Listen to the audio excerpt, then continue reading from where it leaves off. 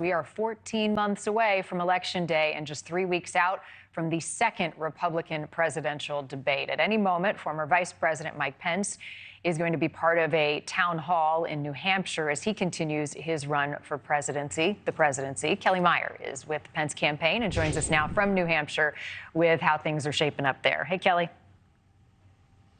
Hey there, Marni. Well, we are waiting for the former vice president to arrive here in New Hampshire.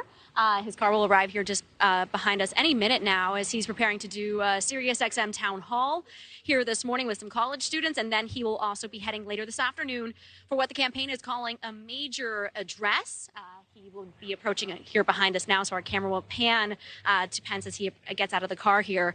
But what he's going to be talking about is really returning to the classic conservative values of the Republican Party, the Ronald Reagan Republican idea that he touted when we watched his announcement in the beginning of June. He's going to be talking a lot about that, conservatism versus populism, and why he wants to move back to the root of conservatism in the Republican Party, as even former President Trump has moved in the direction of the populist rhetoric, something that he had supported as well as he was his vice president. But the campaign tells us that he was pushing the president back towards the conservative talking points and rhetoric that he has been pushing here today, trying to show that he is the most Republican of Republican candidates in this race as he's working to build off that momentum from the first debate.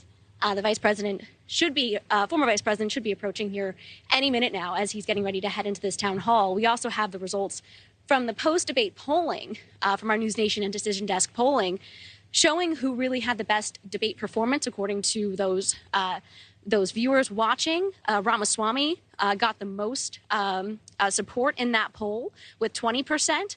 Pence coming in fifth there with 7%, working to build off momentum from that debate as they're getting ready to head into the second debate here. And I believe former Vice President Mike Pence will be coming out here now. Hi, Mr. Vice President. How are you? Great. How are you feeling about this town hall here today? Kellie Meyer with NewsNation. Excited to be here and excited to be doing a town hall with NewsNation next week. We're excited to have you, excited to announce that today. I'm curious your reaction. President Biden hasn't visited East Palestine yet. He has said he hasn't had the chance to. What's your reaction to that? Well, I think it's shameful with everything the people of East Palestine have gone through, that the president spent so much time on vacation, sitting on a beach when he could have been there for those families that have gone through so much. I think, look, I'm someone that believes that leaders ought to lead from the front, and President Joe Biden should have been in East Palestine a long time ago. Thank you, Mr. Vice President. We will talk to you later. Thank you for stopping to chat with us. We appreciate it. All right, you heard there his reaction to President Biden saying recently that he hasn't had the chance to visit East Palestine, Ohio, drawing a lot of criticism from those residents in that community 7 months after that toxic train derailment. You heard the former vice president's comments there. He'll be talking about that in addition to his new strategy he is taking today. We'll bring that all to you coming up, Marni.